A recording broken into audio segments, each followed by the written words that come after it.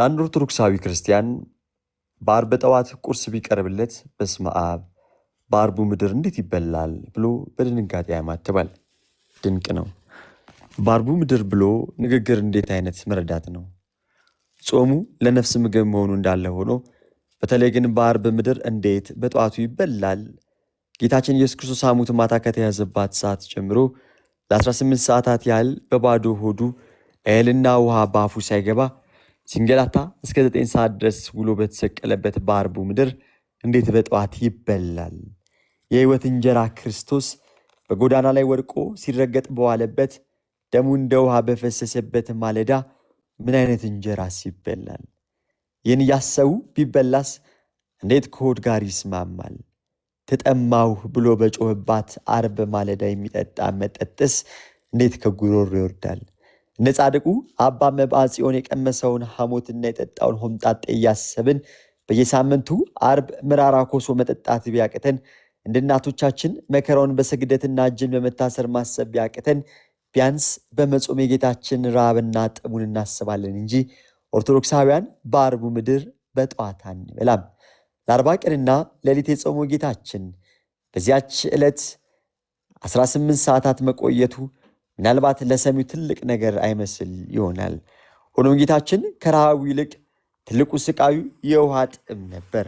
ከማታ ጀምሮ ሲንገላታና ሲደበደብ አድሮ ያ ሁሉ ግርፋት ከዘነበበት በኋላ እጅግ ከባድ መስቀል ተሸክሞ እየወደቀ እየተነሳ ቀራንዮ ወጥቷል።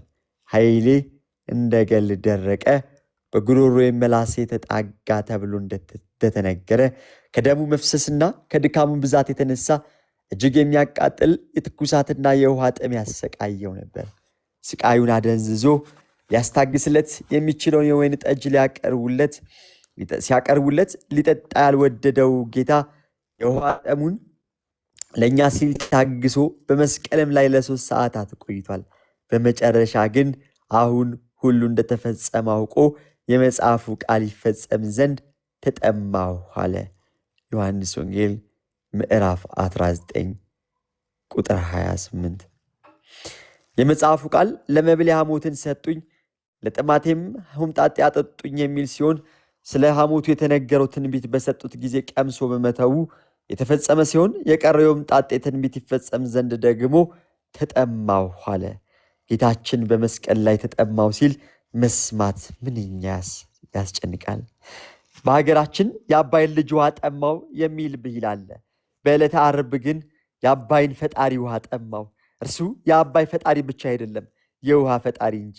ውሃን ፈጥሮ ለ3 የከፈለ፣ ውሃዎችን በፍኙ የሰፈረ፣ የባህርን ውሃዎች ጠርቶ በምድር ፊት ላይ የሚያፈሳቸው፣ የባህርን ጥልቀት እንዳርቻ ወሰነ፣ የኤርትራን ባህር እንደ ግድግዳ ያቆመ አምላክ ተጠማሁ ብሎ ጮኸ። ተጠማሁ። ውሃን በደመና ውስጥ አስሮ ዝናምን ከሰማይ አውርዶ ምድርን የሚያረካት አምላክ በውሃ ጥም ተቃጥሎ ተጠማሁ ብሎ ጮኸ። የእግዚአብሔር ውሃ አጥቶ ጮኸ። ማንም የተጠማ ቢኖር ወደ እኔ መጥቶ ይጠጣ ብሎ የጮኸው ሕይወት ውሃ ኢየሱስ ክርስቶስ አሁን ግን ተጠማሁ ብሎ ጮኸ። ራሱ ውሃ ሆኖ ሳለም ስለ ሰው ልጅ ፍቅር ሲል በውሃ ጥም ተሰቃየ። ጌታችን ውሃ ሲለምን የመጀመሪያው ጊዜ አልነበረም። አባ ጊዮርጊስ ዘጋስጫ በመልክአ ሕማማት ድርሰቱ ላይ አንተ የሕይወት ውሃ ሆነ ሳለ የሰውነትን ልማድ ትፈጽም ዘንድ ከሳምራዊቷ ሴት ውሃን የለመንክ ሆይ ምስጋና ይገባል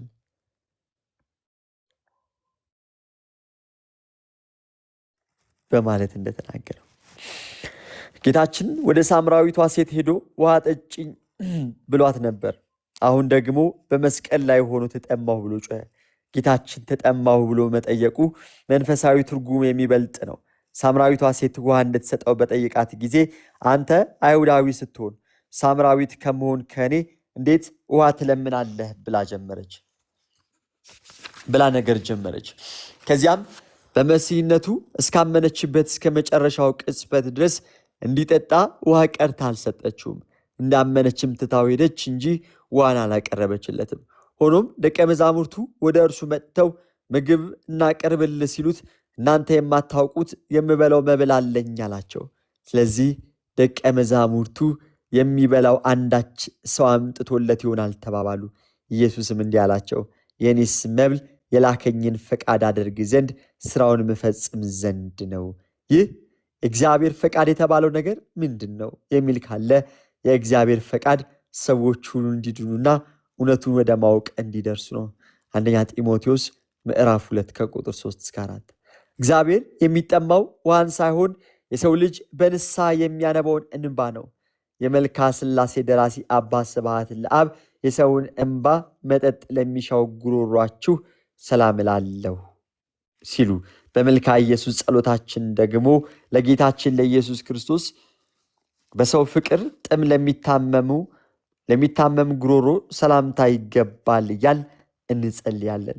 ጌታችን ከውሃ ጥም በላይ ሕመም ሆኖ የሚሰማው የሰው ልጅ መጥፋት ሲሆን ከውሃ በላይ ጥሙን የሚቆርጥለት የሰው ልጅ በንስሐ ወደ እርሱ መመለስ ነው።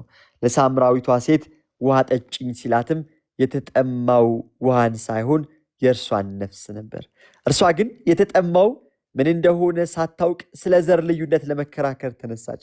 መቼም የእግዚአብሔርን ስጦታ ውሃ ጠጡኝ የሚላቸው የእግዚአብሔር ስጦታና ውሃ ጠጡኝ የሚላቸው ማን እንደሆነ የማያውቁ ሁሉ ዘረኞች ናቸው። ከመድኃኔዓለም ክርስቶስ ፊት ቆመው እንኳን ዘር መቁጠራቸውን አያውቁም። እግዚአብሔር ግን የሚፈልገው የሰዎችን ነፍሳቸውን እንጂ ወደ ላይ ቢቆጠር ሄዶ ያው አንዱ አዳም ላይ የሚያርፈውን የዘር ሐረጋቸውን አይደለም።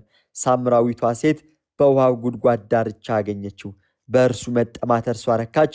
መጀመሪያ ያገኘችው የእርሷን እምነት ይጠጣ ዘንድ ተጠምቶ ነበር። በመስቀል ላይም ሳለም ዳግም ተጠማው አለ። እነርሱ ግን የተጠማውን ነገር አልሰጡትም። እርሱ የተጠማው እነርሱን ነበር ይላል ሊቁ አውግስጢኖስ። በእርግጥም ጌታችን ተጠማው ሲል ውሃንም ሆነ የራሳቸውን እምነት አልሰጡትም።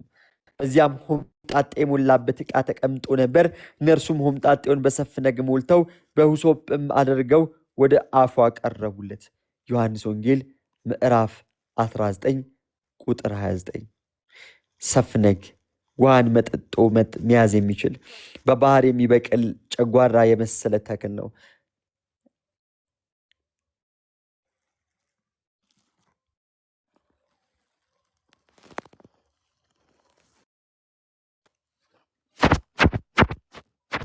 ምን ጋር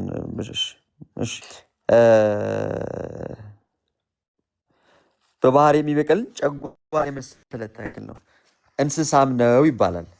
ለሰው ሰራሹ ስፖንጅ ስሙንና ስራውን ያዋሰው የተፈጥሮ ተክል ባህርን የሚያጸዳ የጥንት ሰዎች ለገላ መታጠቢያነት የሚጠቀሙበት ውሃ መጣጭ ተክል ነው። መጽሐፈ ቀለሜንጦስም ምድር በውሃ ላይ ስለምትኖር በሰፍነግ አምሳል ተፈጠረች፣ ምድር በውሃ ላይ ስለምትኖር በሰፍነግ አምሳል ተፈጠረች በማለት ውሃማዋን መሬት ከውሃ መጣጩ ሰፍነግ ጋር ያነጻጽራታል። ሁሶጵ ደግሞ መቃ የመሰለ የዘንጋዳ አገዳ አይነት ተክል ነው። በመስቀል ላይ ጌታችን ተጠማው ብሎ ሲጮህ በዚህ በሰፍነግ ሆምጣጤ ነክረው በመቃ በሁሶጵ አድርገው ወደ ጌታችን አቀረቡለት። በውሃ ጥም ለተሰቃየው ጌታችን ያለ ርኅራኄ ገና በምላስ ሲቀምሱት የሚያንገሸግሸውን ሆምጣጤ የጠጣ ዘንድ አቀረቡለት። በመንፈሳዊ ትርጓሜ ሰፍነጎቹም ሆምጣጤዎቹም በመስቀል ስር ሆነው ጌታችንን በጥላቻ የሚመለከቱት እስራኤላውያን ነበሩ። የሆምጣጤ ትርጓሜ ምን እንደሆነ ለመግለጽ እግዚአብሔር ወዳጅ ነቢዩ ኢሳያስ እንዲህ ሲል ተቀኝቷል። አሁን ስለ ወዳጄና ስለ ወይን ቦታው ለወዳጄ ቅኔ እቀኛለሁ። ለወዳጄ በፍሬያማው ኮረብታ ላይ የወይን ቦታ ነበረው። በዙሪያው ቆፈረ፣ ድንጋዮችን ለቅሞ አወጣ፣ ምርጥ የሆነውን አረግ ተከለበት፣ በመካከሉም ግንብ ሠራ። ደጌሞም የመጠመቂያ ጉድጓድ ማሰበት፣ ወይንንም ያፈራ ዘንድ ተማመነ። ሆምጣጣ ፍሬ አፈራ። አሁንም እናንተ በኢየሩሳሌም የምትኖሩ የይሁዳ ሰዎች ሆይ በእኔና በወይኑ ቦታዬ መካከል እስኪፍረዱ። ለወይኔ ያላደረግኩለት ከዚህ ሌላ አደርግለት ዘንድ የሚገባኝ ምንድን ነው? ወይንን ያፈራል ብዬ ስተማመን ስለምን ሆምጣጤ አፈራ? የሰራዊት ጌታ እግዚአብሔር የወይን ቦታ እርሱ እስራኤል ቤት ነው። ትንቢተ ኢሳይያስ ምዕራፍ 55 ከቁጥር 1-7። የወይን ቦታ የተባሉትን የእስራኤልን ቤት የወይን ባለቤት መድኃኔዓለም ክርስቶስ ለ3 ዓመታት በትምህርቱና በታምራቱ እየዞረ ቆፍሮ ኮትኩቶ ተንከባክቧቸው ነበር። ሆኖም መልካም ፍሬም በማፍራት ፈንታ እንደ ሆምጣጤ የሚመር ጥላቻን አፈሩ። ሰፍነግ የተባሉት የካህናት አለቆችና የተከተሏቸው ሰዎች ናቸው። ሰፍነጉ በውስጡ ሆምጣጤውን መዞ እንደያዘ ሐናና ቀያፋ የአይሁድ አለቆች ሁሉ ልባቸው ክፋትን የተሞላ ነበር። በዕለተ ዓርብ የካህናቱን ምክር ተቀብሎ ይሰቀል እያለ ሲጮህና ሲሳደብ የዋሉት ሰዎችም ሰፍነጎች ናቸው።